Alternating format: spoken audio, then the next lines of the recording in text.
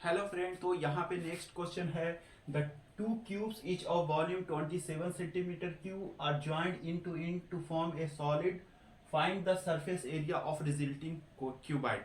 कह रहा है, क्वेश्चन कह रहा है कि अगर दो क्यूब को आपस में साइड बाय साइड अगर जोड़ दिया जाए और दोनों क्यूब का वॉल्यूम दिया हुआ है, तो ये बताना है कि उससे मिल करके जो जो सॉलिड बनेगा वो उसका टोटल सरफेस एरिया क्या होगा। तो मान लिया कि जैसे कि दो यहाँ पे हम लोग ले लेते हैं, दो क्यूब्स है और इस टू क्यूब्स को यहाँ पे कह रहा है कि अगर इन टू इन अगर यहाँ पे हम लोग जोड़ दें तो रिजल्टिंग जो आएगा उसका टोटल सरफेस एरिया क्या होगा। तो जोड़ने पर क्या बन जाएगा, ये एक तरह का क्यूबॉइड बन जाएगा।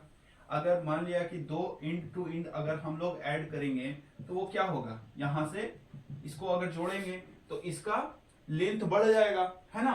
तो लेंथ बढ़ जाएगा तो यहाँ पे हम लोग को सबसे पहले क्या निकालना है कि जो रिजल्टिंग क्यूबाइड जो दिया हुआ है यहाँ पे वॉल्यूम, वहां से हम लोग को साइड निकालना पड़ेगा। तो हम लोग जानते हैं वॉल्यूम ऑफ क्यूब होता है साइड का whole cube, side into side into side. तो वॉल्यूम ऑफ क्यूब दिया हुआ है 27 centimetre cube is equal to side का क्यूब।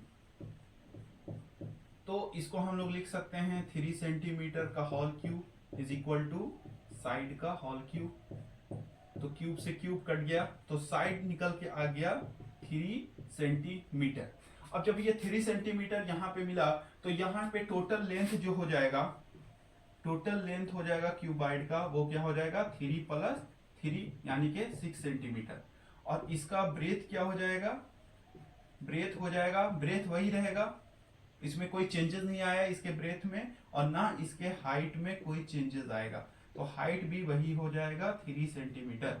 अब क्वेश्चन में कह रहा है कि बताइए कि क्यूबाइड का यानी कि जो रिजल्टिंग जो निकला सॉलिड उसका टोटल सरफेस एरिया क्या होगा। तो हम लोग जानते हैं total surface area of cuboid का क्या होता है 2 into LP plus BH plus LH। तो ये टोटल सरफेस एरिया होता है। यहाँ पे बस वैल्यू को हम लोग पुट कर देंगे तो मेरा लेंथ आ गया है 6 into 3 plus 3 into 3 plus length 6 into और हाइट 3 है।